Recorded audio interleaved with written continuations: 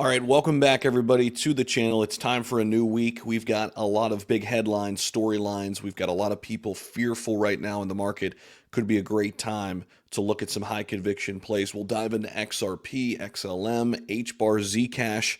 These four cryptos in particular have been the leaders in the last 365 days.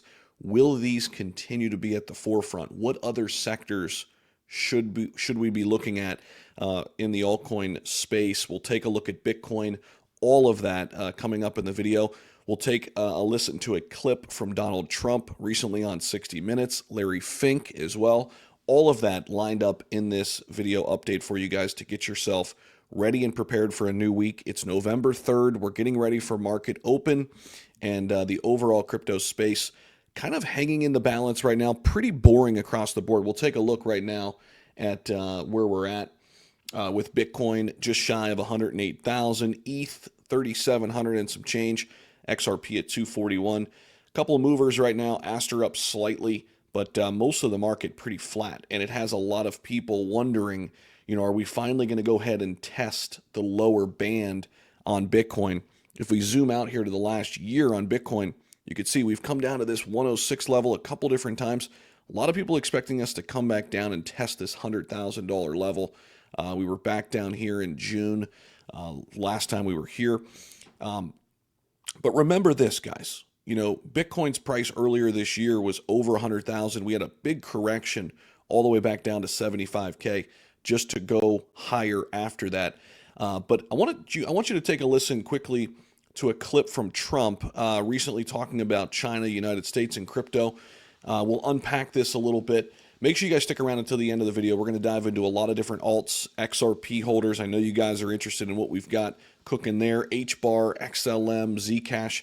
But take a listen to Donald Trump here recently on 60 Minutes. Now, China's getting into it very big right now. If you want to go after people, you're going to kill that industry, and it'll be very bad. Tremendous number of jobs. I campaigned positively on crypto, very openly. I campaigned. Biden campaigned against it. When Biden found out that I was getting like 100% of the crypto vote, which was a lot, he switched totally, and he went in favor of crypto. They went totally in favor. They had many people under indictment. They let them all go. They let them all go. You know that. Many people were under indictment. Biden was a corrupt president. Biden went all in on crypto at the very end because he thought he could get some votes. It didn't work. They voted for me. I want to make crypto great for America. That's the only thing. I don't want to have somebody else have crypto and have China be #1 in the world in crypto. Because in crypto, it's a kind of an industry where basically you're going to have #1 and you're not going to have a #2. And right now we're #1 by a long shot. I want to keep it that way. The same way we're #1 with AI, we're #1 with crypto. And I want to keep it that way. And what's fascinating there is he mentioned AI and crypto toward the end of it. And there's no doubt that Trump has kind of shifted the narrative about crypto in the United States. And you've got to look at the top U.S. companies, like XRP up here. Solana just recently got ETFs that went live.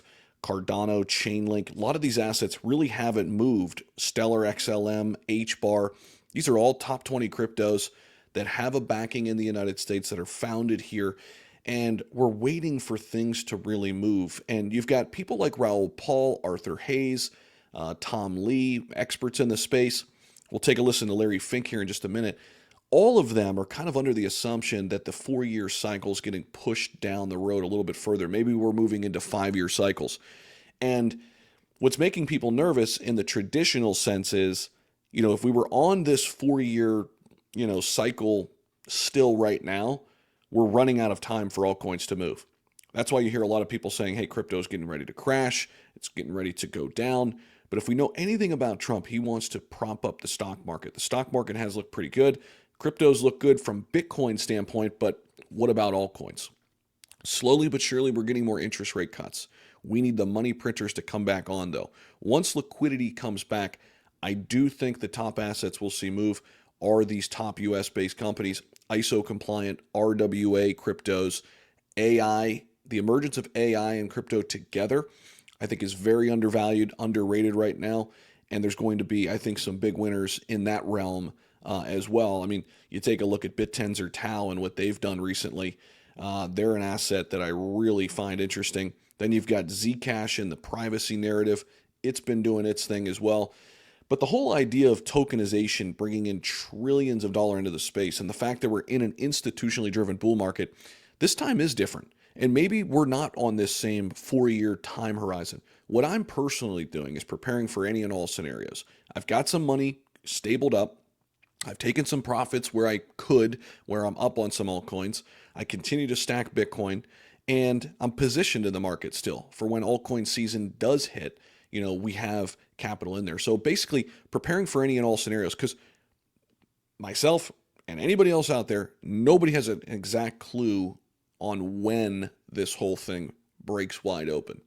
All I know is we've never seen a full cycle where altcoins haven't made their big run.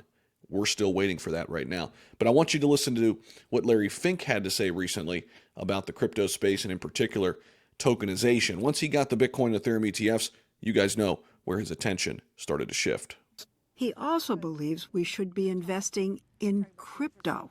It wasn't that long ago that the big bankers, Jamie Dimon and Larry Fink, were saying that crypto was stupid and a fraud. I did say Bitcoin, because we were talking about Bitcoin then, was the domain of money launderers and thieves. But the markets teach you have to always relook at your assumptions.